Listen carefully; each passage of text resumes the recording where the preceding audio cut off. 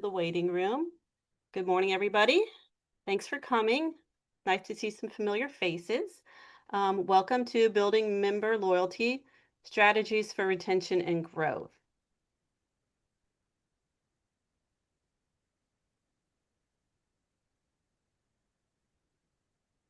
Our partners today are the Florida Humanities, Florida Arts and Culture, and Visit Florida. Got a little bit of housekeeping today. First, I'd like to introduce Melinda Horton. She's with us today. She's got a bit of laryngitis, so she's not going to do much talking. She's just going to wave and say hello, let everybody know she's here, and then she's going to step out. Hi, Melinda. My name's Laura Nimmers. You've got a very deep voice. Yeah. Oh, thanks, Melinda. Melinda is our executive director, and my name is Laura Nimmers. I'm the FAM program manager. If you need some closed captioning today, you can find that with CC on your control panel. I just want to let everybody know that this presentation is being recorded so that you can have it for future use, and I will be sending that out sometime within the next few weeks. If you have questions, please feel free to use the chat box. We will be answering questions at the end of the program, though, so we can just listen to Mary Holly do her talk, and afterwards we'll go through the chat box and you can ask any questions. We'll leave time for some feedback as well. At the end of this, like I said, we will be sending you out the recording as well as a survey that we would like for you to please fill out. Let us know how we did. Let us know if there are any ideas you have for upcoming webinars or anything else you might want to discuss. We've got several things coming up this year, a lot of exciting programs for our 40th anniversary. The first one we will have is the State of Museums on May 12th at 11 o'clock. That will be Melinda kind of giving us some updates on things that are happening with museums. If she's got any updates, we'll always have something to discuss, I'm sure. Our next one's going to be really exciting. May 19th at 11 a.m. It's going to be a webinar called Cool Months Hot Programs on Seasonal Programming. We'll have 3 special speakers discussing some seasonal programming, such as things you might want to do for Halloween or some Christmas or other holiday ideas for fall and winter. On June 16th at 11 a.m., we're going to have one on social media. That's going to be a really great one. That's a topic that a lot of you have requested in all of our previous surveys, including surveys from the conference and other post-webinar surveys that we've sent out.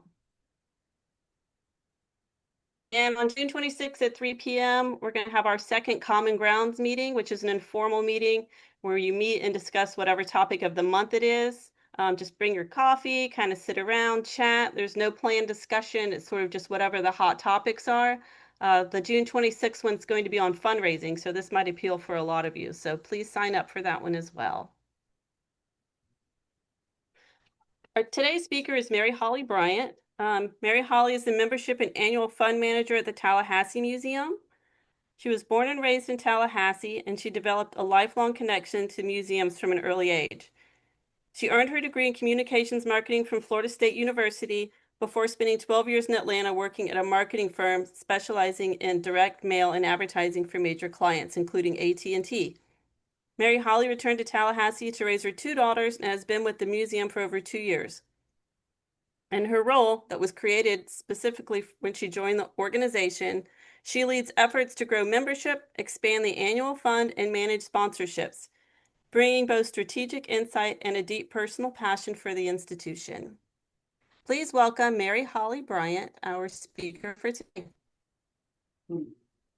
Thank you, Laura, for that lovely introduction.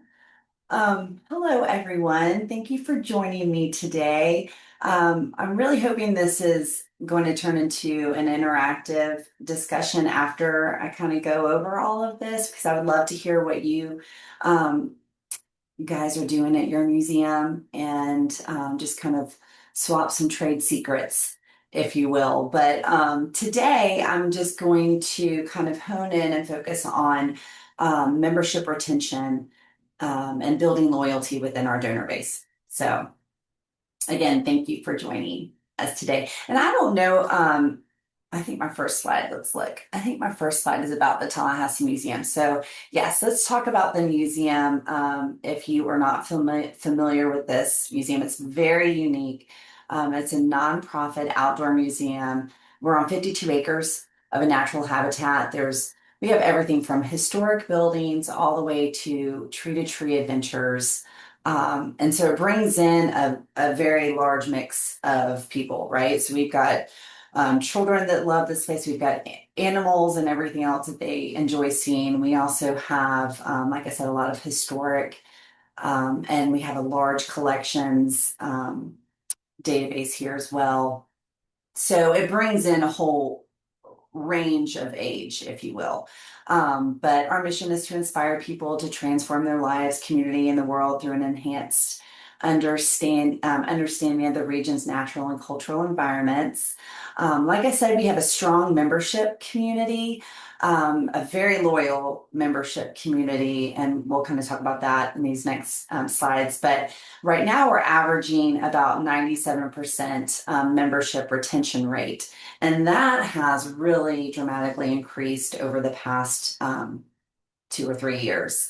And we'll kind of talk about how we've been successful in that. So we're very proud of our retention rate. There were a couple months there where we were at 100% retention rate. And so again, it was a pretty exciting, it's been a pretty exciting growth and fun to watch. So this is kind of a general scope as to our membership program. I just pulled this April 20th.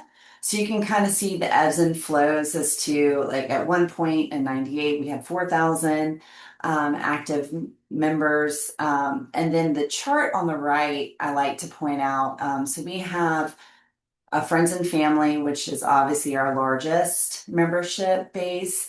But I wanted to point out the Habitat Club members, which is our higher level memberships. And that's where a lot of our donors are kind of generated from. And when I first started with the museum, we were at less than 1% with the Habitat Club members. So what I really did is I honed in on our higher donor base, our higher membership, to really kind of generate interest there, and see if I could grow that program and that membership group. And we have been successful, and we hope to continue to grow that. And I'll kind of talk about what I've done and what the team has done to kind of help build up that larger membership base and our higher level donors. But just some stats here. Reoccurring supporters give 40%, 42% more annually than one-time donors. Existing supporters are 5 to 7 times more likely to give again than new prospects. And retention dramatically increases long-term donor value. So obviously, like I said, to focus and hone in on your current membership database has been very successful for us. So why membership programs matter? Average nonprofit donor retention rate is around 45%. So again, we're at a much higher percentage rate, which is great. The first-time donor retention often below 30%. Increasing retention by 10% can increase lifetime donor value by 200% plus, which is why I kind of honed in on that higher level donorship pool that we had and tried to really, kind of build that. But it costs 5 to 7 times more to acquire a new donor than retain an existing one. So again, just some really great statistics to show to really give your current membership team and base a lot of love. So and I want to talk to you guys about what you guys do too to show your membership folks some love throughout the year. But so these are just a couple of things that we do with our communication that builds that loyalty. We email bi-weekly newsletters showing, our membership perks and telling them what's coming, down the pipeline. We used to just do newsletters, gosh, maybe once every 6 months. And I feel like you really lose interest when you don't reach out, enough. Or so we've increased prioritization of social media. We have a great we have a great social media girl, Jess Wackus, and she's amazing.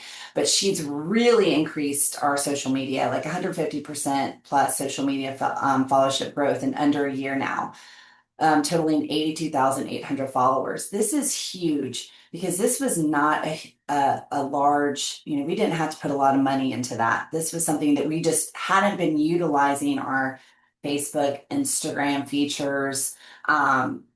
And just really honed in on that. And so we've grown that substantially. Like I said, 150%.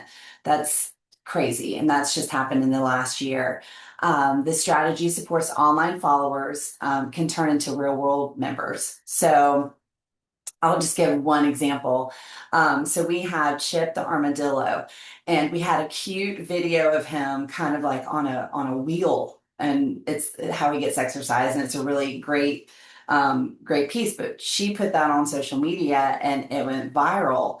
And so just one little snippet like that, that who would have known that Chip, and now we sell Chip in our store at the front in admissions. So chips flying off the shelf. I mean, everyone loves this armadillo. So it's kind of turned into a big money piece for us, which is great. Again, small little things. It didn't cost us a ton of money to do, has now created a lot of value for our beautiful museum. So that's really fun. And again, it's all these fun pieces that have really spiked interest and have really helped our membership database. So again, our outreach, we include emails from our CEO, Russell Dawes, on a regular basis. He'll be sending out something within the next month.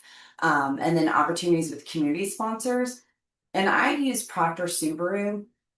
We have a lot of different community sponsors that we work with, but Proctor Subaru, they have a similar mission, as like continuing sustainability throughout our community.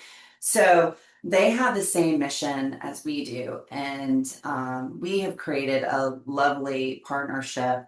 And they sponsor our events, and they've also sponsored. We have some car part dinosaurs on ground, and they've sponsored one of our dinosaurs that are car parts.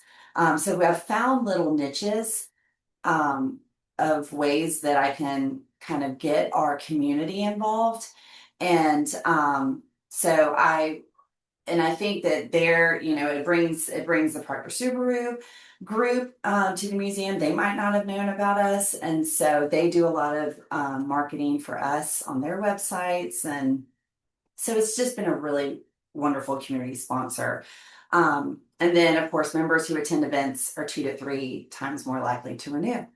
So that's another thing that we do is we have a lot of events throughout the year that are free for our members, because we're trying to get them involved and we want them to come out. And it's just a reminder that we have a bunch of things happening at the museum that they might not know about. So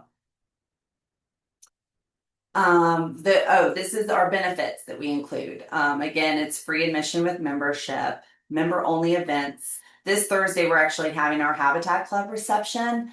Like I said, it's our higher end donors. We're having it at the Governor's Inn, and we just invite them out once a year, and it's just as a thank you. And we have, heavy hors d'oeuvres and drinks, and we're having a quartet from FSU School of Music there to play background music. And then, of course, Russell will speak, our CEO, and the higher level managers will be there just to kind of talk to all the donors and really get them engaged. I think we're already at like 120 or 125 people that have RSVP'd that are coming.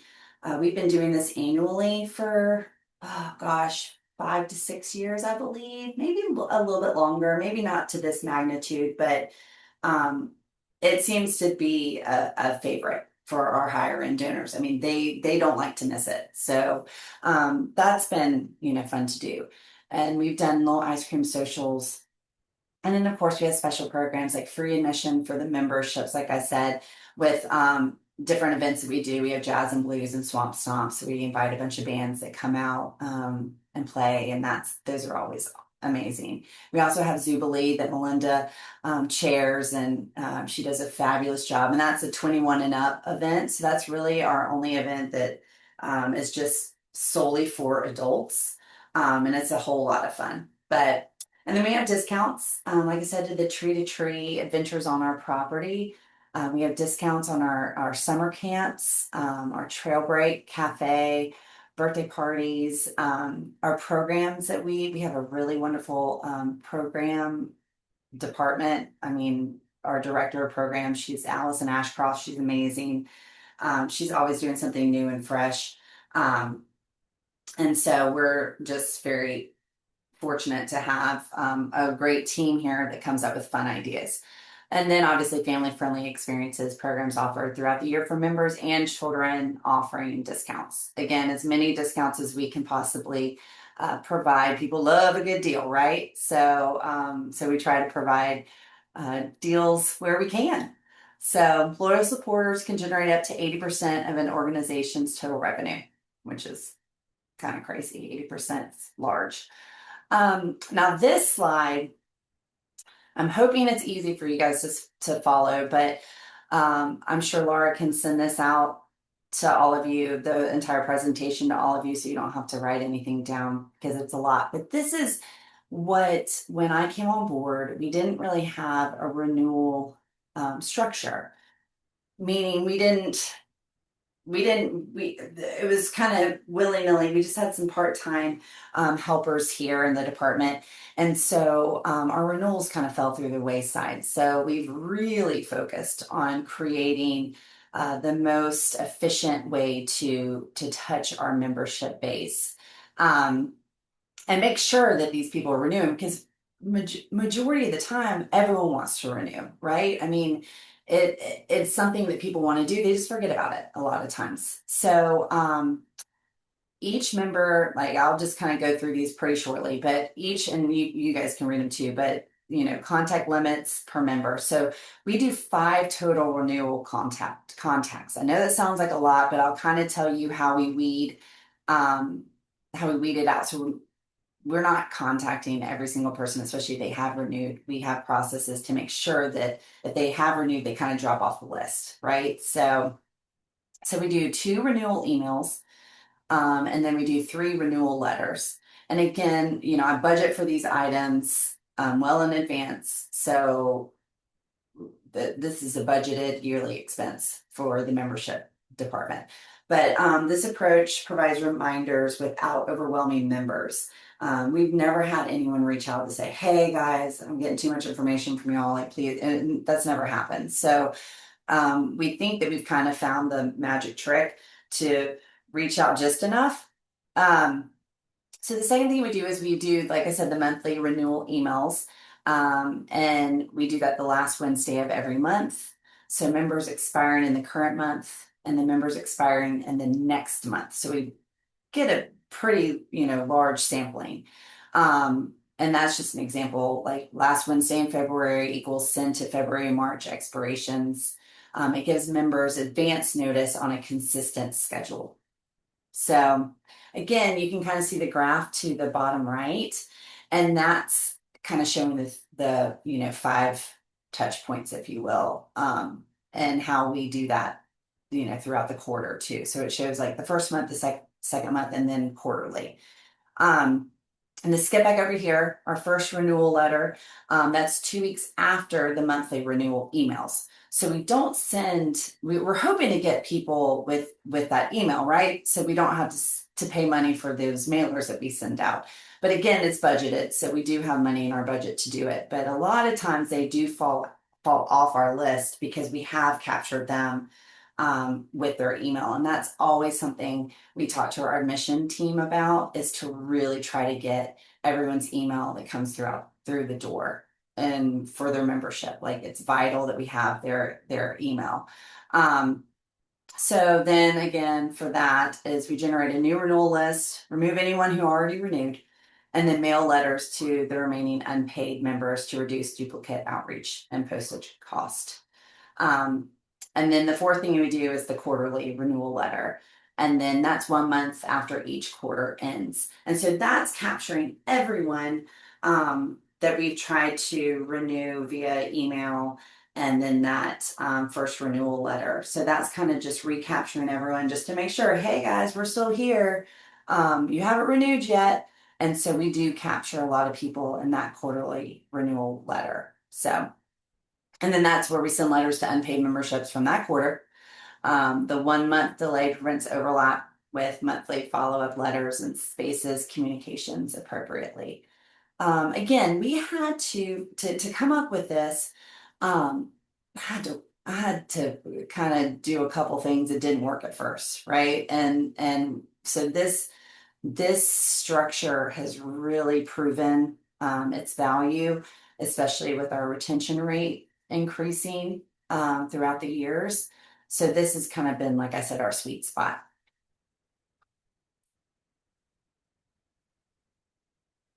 And then just some takeaways, successful membership programs, we build our relationships. I'm not, again, I was talking about our higher level donors. That doesn't mean that we don't build our relationships with our friends and family, which is our largest donor base. But those are the family members that have the little kids that want to burn off some steam at the museum. So they're coming out a lot. And I feel like the higher level donors or maybe our um, older age donors that might need a little bit more relationship building, a little bit. I started phone calling these people, just picking up the phone and just touching base. They love to talk to the people at the museum, love to tell you what they like and what they don't like. And I felt that the personal touches throughout the years have really helped with building that base. And I also have seen people have kind of upgraded their memberships when they do have a personal connection with someone at the museum. So we do a lot of communication. So communicate consistently and then provide meaningful value through inside and outside sources, like our good sponsors in our community. I'll go back to Proctor Subaru.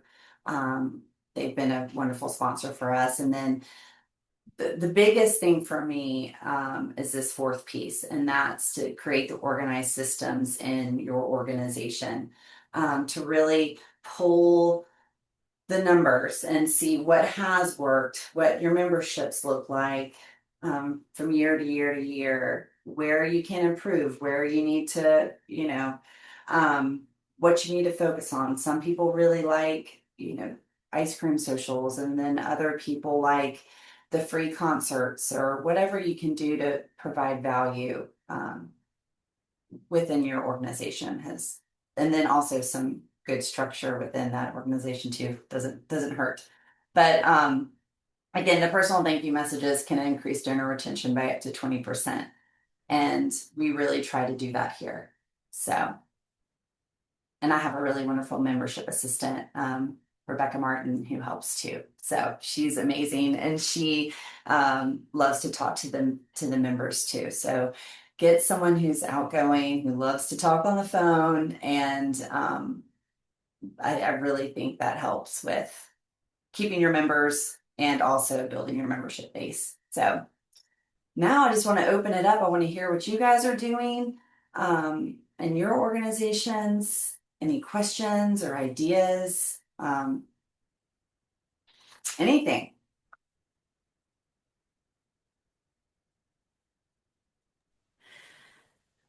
Can you remind me what you said your membership base is?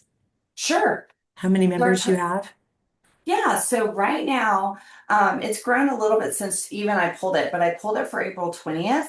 And at that point, it was like 2982. So 2,982. We kind of go from 3,200 and probably the least is 2,900. So we fluctuate there pretty regularly each month.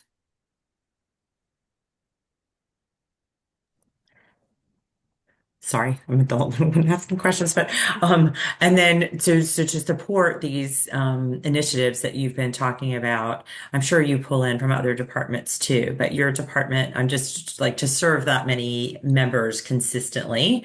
Mhm. You have 1.5 So it's just 1.5. employees?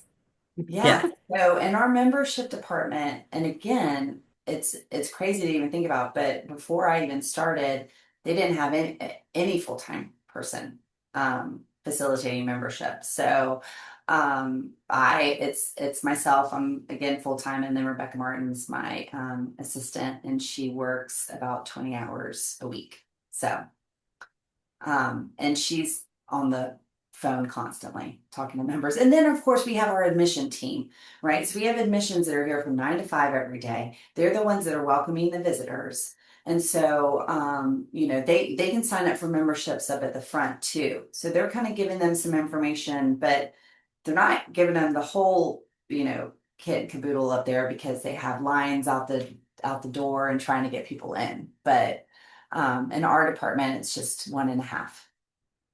And then our marketing department is just one.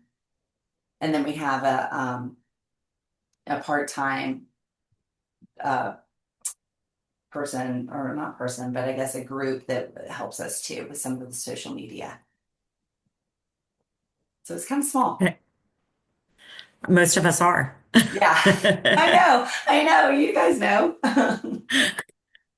You So, you but mentioned you have a group for the social media that helps support the marketing Yeah. team member as well. Yes. Because your social media is amazing. I was just looking at we're following on all the things, all the Yay! platforms. It looks incredible. It looks like so much time and you know, planning and, execution that goes into that. So you do have a supporting group as well for that? We have a supporting group, but that being said, we've had that supporting group for years. And they do a lot of more like direct mail and maybe promoting Yeah. of our events. But our new social media, she's our marketing manager. I call her social media director. She's amazing. All the hats. All the hats. She wears everything. She's the one that kind of came in and put a new spin on our social media, which again is why we had gone viral. Actually, I think we've gone viral with a couple of our clips. People love our animals too. So Oh yeah. animal clips seem to go viral pretty quick. Um, but then what we've done from that is we've incorporated that into our museum store. So we've kind of invested monies there with, like I said, Chip the armadillo, and we have a cat, Tommy, that rules the roost over here. We call him our chief feline officer, our CFO. And so we have him all over social media, and our members love him. And so we kind of post pictures of him throughout the day too. Life in Tommy's life is kind of awesome around here. So we've How tried much to of find little things, and even the little things that you never thought would have they have the biggest impact. So we've been very successful within the past couple years. how much of that is like organic versus boosted? It's great content. Yeah, so a lot of it is organic. A lot of it is organic, and then obviously when we see we're getting traction, it's then boosted, right? So, um, but a lot of that has just we've just kind of gone around the museum, and another thing that we didn't do is we didn't really show the face of the museum, like the people behind the scenes, right? I feel like we all kind of sit back, we do so much for the museum, but no one really knows us outside of our little office, right? And so we've tried to promote our team and show our team, and people really connect with team members, not just me picking up the phone and calling, our higher end donors, or, our, but the people in the museum are groundskeepers and our animal department, and just kind of doing some call outs there with our team members have really helped build the membership base, and then the love of this place even more has grown because they see the people behind. Love it. Yeah. So we're trying, trying new things. I have a question regarding how you are sending your newsletter. Do you use Constant Contact? Just what program do you use for that? We use MailChimp. Okay. Yeah, yeah. Another kind of cheap option. Hmm. So we just use MailChimp. Easy, and And it's so user friendly. do you have I assume you have separate lists for each of the membership tiers and then one that's just goes to everyone. Exactly. Okay. So I'm sure you guys have, because a lot of our donors aren't members, which Mhm. is, that's kind of crazy that that happens, but they might be older. And so they don't know, they don't know if they can come out and walk the grounds as much as they used to be able to. So we have a donor database that we pull for maybe some of our older programmings or programs that we do. So we just have a bunch of different databases that we pull from. So what you're seeing with our active membership on whatever page that was, 2 or 3 of my presentation, that's just our memberships. That does not include any of our donors that donate throughout the year, because some of them are not members. And I would say probably upper 60% of our higher end donors, sometimes they are Habitat Club members, which are the higher, but sometimes they aren't. A lot of times they aren't, and they do get invited to our Habitat Club reception. So our reception, we've invited, I think, close to 300 people. And our Habitat Club members right now, we're at like 100, or we're almost to 200 right now. So there's another 100 that I pulled from just our donor database that were not members of the museum. So I'm really learning all true. It's taken years, but I don't know what databases you guys are using, but I've really learned the query and all true, like the back of my hand. Okay. Thank you. I appreciate it. Yeah. Would it be possible to ask for what everyone else is using in the chat? Because we're in a very much a discovery phase right now, because our museum is undergoing a big transformation and expansion. So we're in transition and we're out in the community, and we are doing a lot of demos with all these different CRM and tech companies, and we kind of want to break up with All True. So we're wondering if you guys have found any other programs that you enjoy. And So Claire, yeah, how large is your organization or your database? that's a great question, Casey. Well, we have around the same amount of members, and our donor list is growing, and then our team is about 20. So we're in the about 3,000 member range. Okay, so you're much larger than we are. We use a really inexpensive but solid solution called Donor Snap. It's set for Oh, small okay. museums. So we're a team of 11, so we're much smaller than you are. Um, but it's $79 a month. It doesn't do true membership automation, but there's a workaround. So we use it for membership. It's fabulous for donors because it runs the best reports ever. So you can be very specific in the way we interact with donors, and then it has a great integration with Constant Contact. The only thing I've learned when you look for a solution is beware the salespeople tell you software can do things that your onboarding people will tell you it can't. So So we we spent found. 2 years on and off speaking with Bloomerang, Oh, who acquired, and also know who acquired what, because a lot of these companies, like everything else in our country, are merging. So a lot of times, several different types of software are owned by the same parent company. So understand who owns what, and then even if they own these different tools, those different staffs may not speak with each other or integrate very well. yeah, we're So looking at yeah. all-in-ones versus like parts that have plugins, and it just feels like a museum-wide problem to solve or Yeah, and I'd say opportunity. it all changes daily, and nothing is a perfect fit. But we do like the tool we have right now. You can set up membership to work, so our members renew on their own date. So we have rolling renewals. Um, and again, it's so wonderful on the reporting side. And it also has e-commerce. So when anyone does anything with us that involves money, it can come in through the database, which streamlines the integration with QuickBooks Online, which is what we use. So the integrations are really wonderful for events and registration types of things, classes, workshops. And then we memberships, again, there's a manual step and then it works. And then so you get a good snapshot of what anyone does here and all the different ways they're involved. Nice. Yeah. So also, Mary, I was going to tell you, we used to have the same problem with donors not being members for Uh-huh. years, and that made no sense to me. So we created something called a donor membership so that basically our donors are invited to everything Yeah, because good. it just didn't make sense to me to have a donor that's not a member. Right, And now, right. the tax laws, the types of benefits we offer are considered nominal. So you can commingle the two without getting in trouble with the IRS. So we have donor memberships for all these different levels of giving. Different levels of donor membership are associated with different levels of giving. So then that continuum from member to donor gets a little smoother and the donors feel engaged.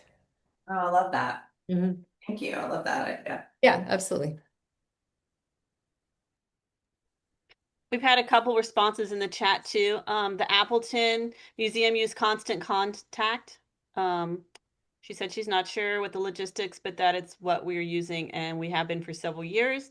And Danielle Phillips says the NSU Art Museum uses Constant Contact for email and Blackballed as our CRM, as we're part of the University Blackballed Jews for all the colleges and units.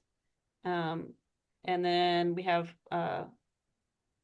Polisek Museum says that they use Past Perfect, which we primarily use for archival purposes, but they also use it for their CRM. So that's interesting.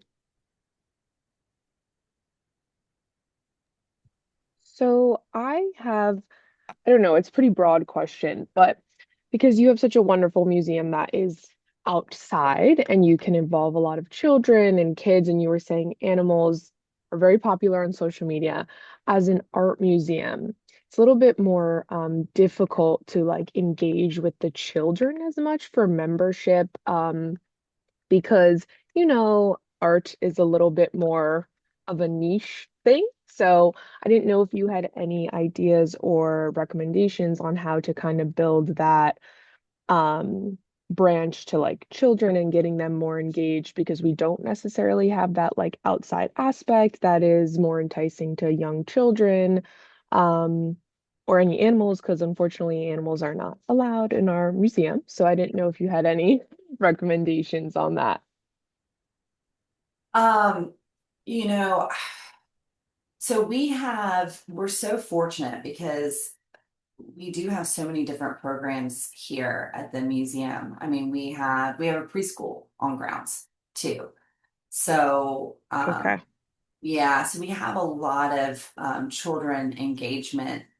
Uh, but then and it's funny, so we're the opposite spectrum. We want people to realize that we're not just a children's museum. People kind of in Tallahassee have maybe labeled us as a children's museum, but we're adults love us too.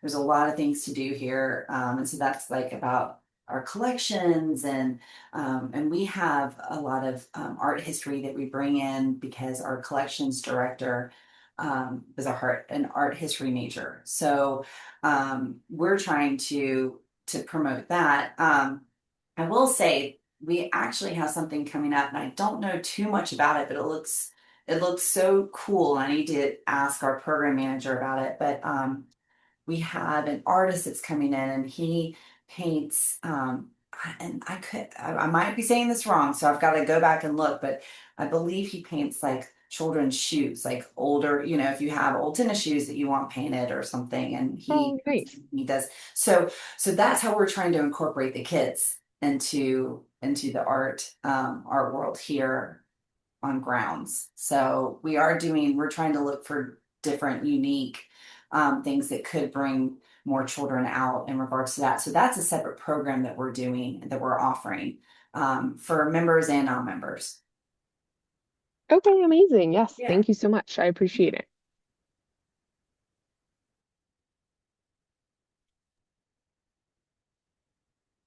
Mary Holly, I thought it was interesting that you talked about all the different special events you do that bring in some of your members, but also bring in people who aren't members. So like the Jubilee, I think you talked about, maybe the Pioneer Breakfast, Yes. sort of like a swamp stomp or something like that. Yeah. And I was Yeah. just kind of curious, like what other people are doing for special events um, for donors or members or people that they want to like try and build up their membership base. Like I'm always kind of interested in what sort of unique ideas people are coming up with and Mhm. sharing them to see what everybody else is doing. So if anybody else has some really fun programs that they want that are kind of interesting or unique, please share.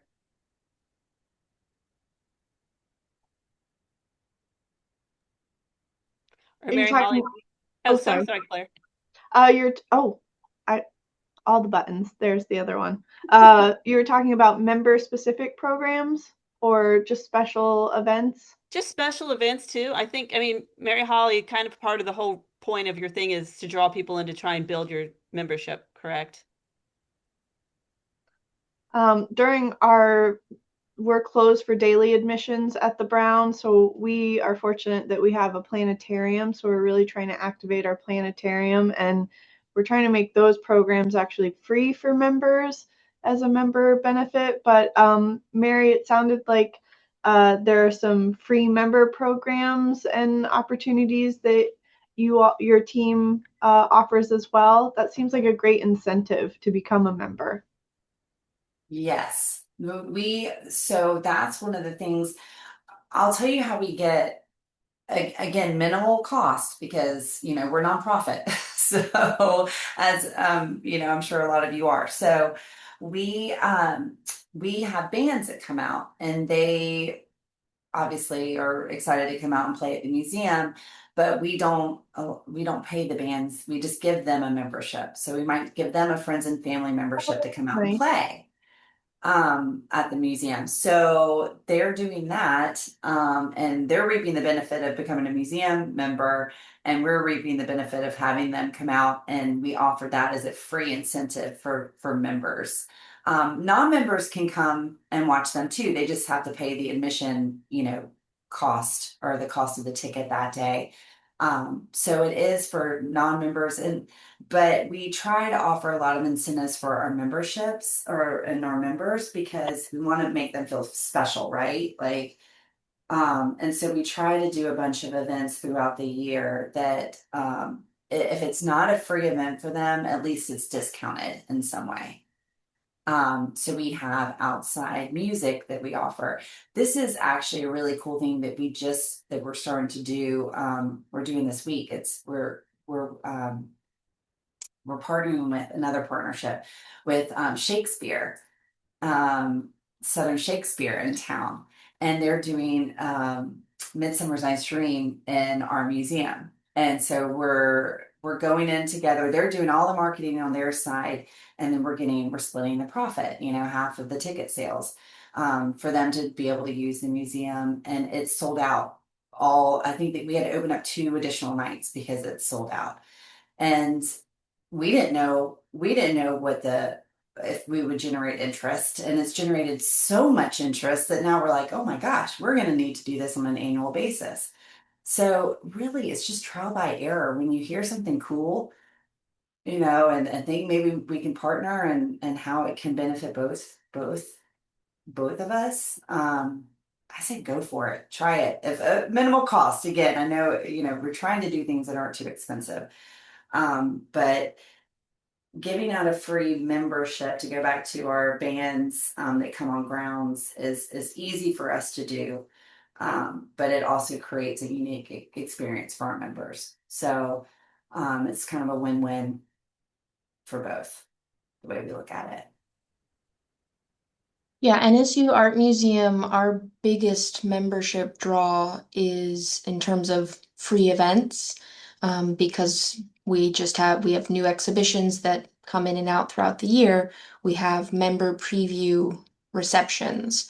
So the exhibition opens to the public on Sunday, so Saturday night is when we have these really exciting, wonderful events where sometimes, if the artist is still with us, the artist themselves is sometimes there, and it's free for members. We do offer that non-members can come, but then there's a usually a $30 price tag for that. And those are definitely what our members look forward to the most are those nights, because it's just we have a fantastic community and they just all love to be together and talk about the art, about what's going on locally, and those provide them the opportunity to do so. And then Raquel also did mention just this past Sunday, we did have a flea market, which was very successful. We had almost 700 people stop by for that. And it was people who were on our email list, but not members, of course, but then also just people who happen to be walking by. And, people love when things are happening that they can see and they want to know more what's going on. And sometimes they're like, oh, okay. But a lot of times they were excited, they wanted to learn more. And then that actually brought them into the museum since the flea market was outside. And then the other one we do is creativity exploration, which, like Mary was saying, this is one of those events that are discounted for members since art supplies are still needed. But it's a discount for members once a month, and they're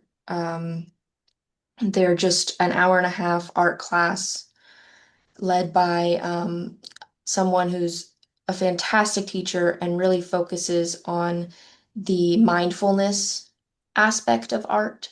And that's one of our more popular programs that it's always sold out usually.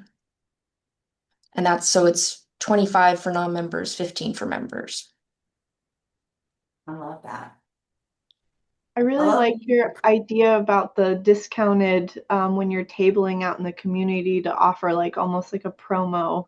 That's a neat approach. It did really well this past Sunday, because it was good for members who were coming that needed to renew, and they said, "Oh, might as well just do that today." And then it was great we had a lot of people who said, "Oh, I just actually moved to the area recently." And so even if it didn't end in a membership that day, it was a really great first touch point. Um, but then we had a few people who had been said, I've come before a few times, and that discounted membership was what really got them on that day. So it was a very successful day and promotion. I actually have a question. Have any of you ever successfully or unsuccessfully tried to do like a discounted upgrade for memberships? I was trying to think about ways to, upgrade some of our members. And I was going to do like a discount program. The summer months here are busy with people coming in, but our memberships kind of generally slow down in the summer months. And so I was trying to generate some interest, and and we've given discounts on memberships in the summer before, but I was wanting to do something a little different this year and try to do a discount for upgrading your membership. And I didn't know if any of you had any, like I said, any successes with trying to do that within your programs.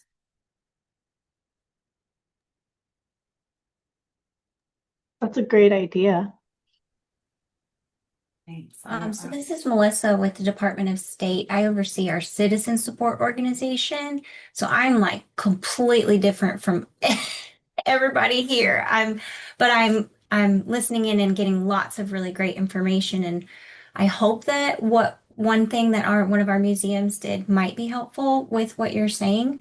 We ran a special last year for one of our museums during the holidays that was a gift giving discount. So you could buy a membership for someone else at a discounted rate, and it came with a special gift for you.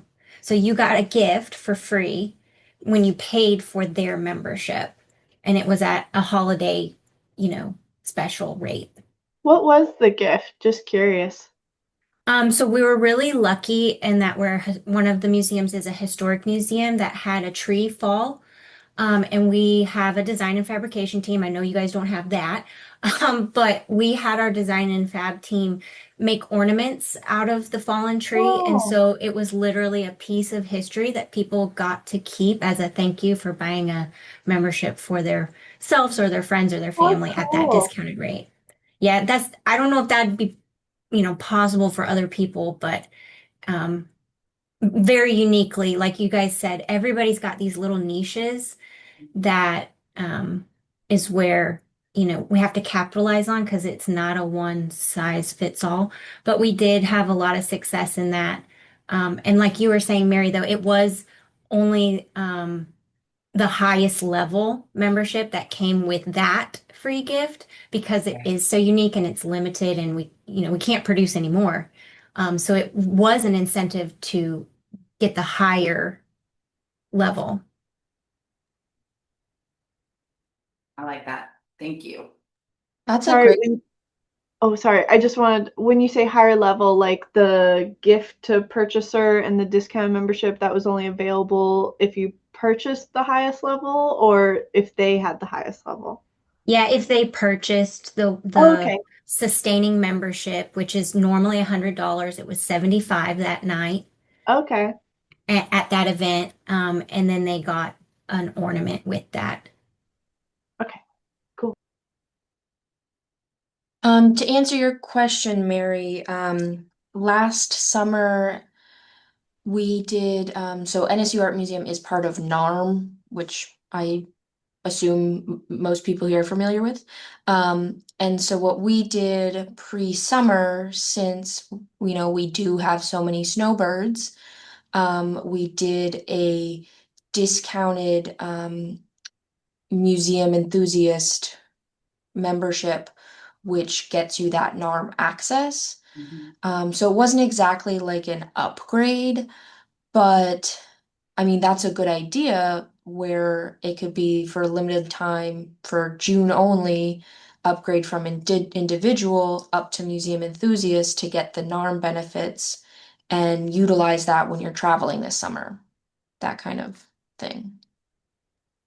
I'm really glad you brought up NARM. We have NARM and CERM, and we're actually hoping to really lean into that as a member benefit and Mhm. encourage all of our members to go to your institutions as well that are NARM or CERM, connected. And we want to do a big campaign and see if there's opportunities to collaborate with our museum friends to encourage foot traffic your way as well. That.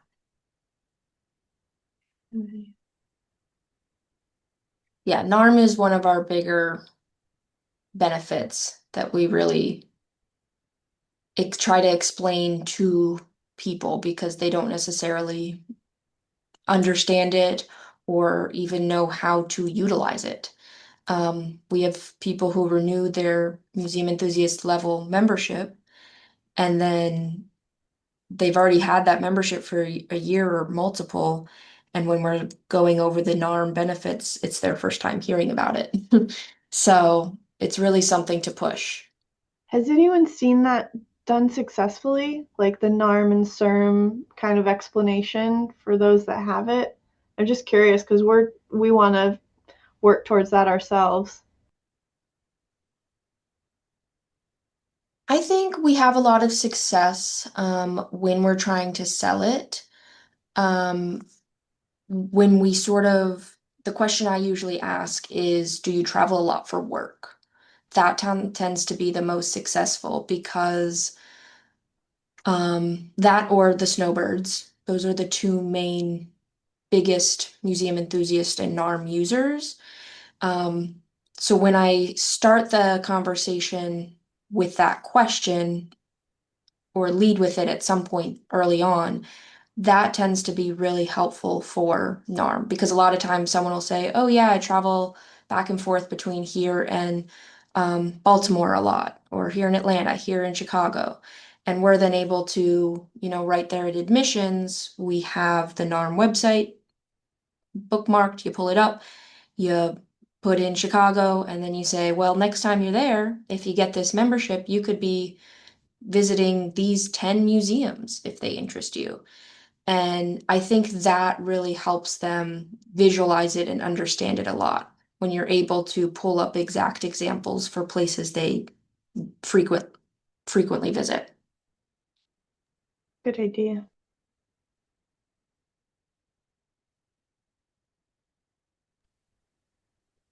I have one quick question, Mary Holly, that maybe you know the answer to, but maybe you don't, and it's unrelated to what we were just talking about, but it's kind of swinging back towards social media and how you've talked about how much your social media presence has increased.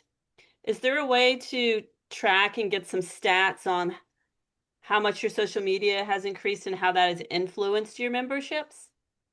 Like, have you seen a rise in memberships as you've seen a rise in your followers on social media? That is a great question. And I don't know the answer to that. I'm gonna have to ask our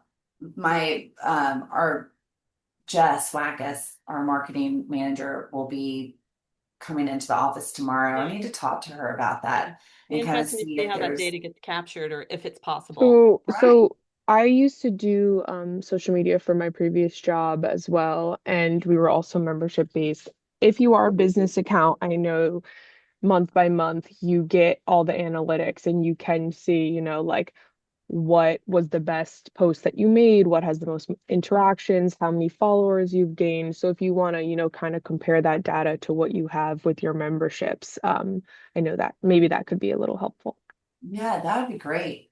I think that's yeah, I'm really interested in the social media versus the membership conversion rate for sure. I'll talk to Jess about that.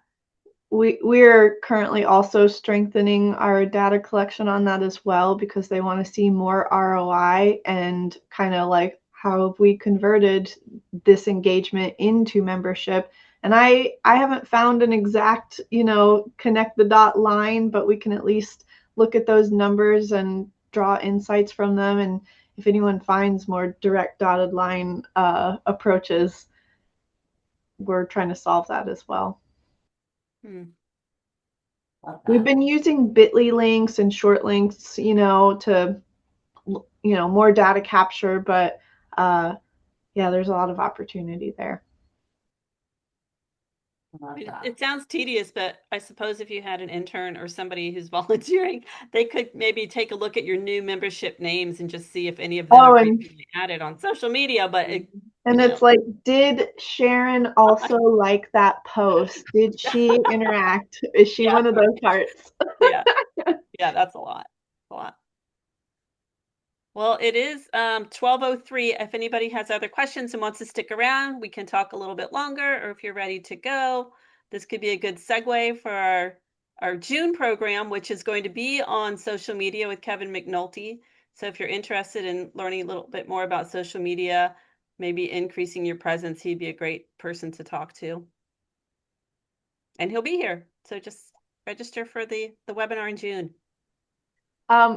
Mary, speaking on behalf of myself and my teammate Casey, we really loved your presentation and your retention flow chart your touch points on renewals and all of it. We're gonna copy that slide and put that into practice. So thank you. Good. I'm so glad it was helpful. Thank you guys. And we will, with Mary Holly's permission, send you a PDF of her PowerPoint, so you don't have to try and scramble or write stuff down. And we'll also be sending out a recording of this webinar, so you'll be getting that as well. Perfect. Thank you so much, everyone. Thank you, Laura. Thank you, Mary. You're welcome. Yes, thank you guys. Thank Have a you. great Thanks for day. attending.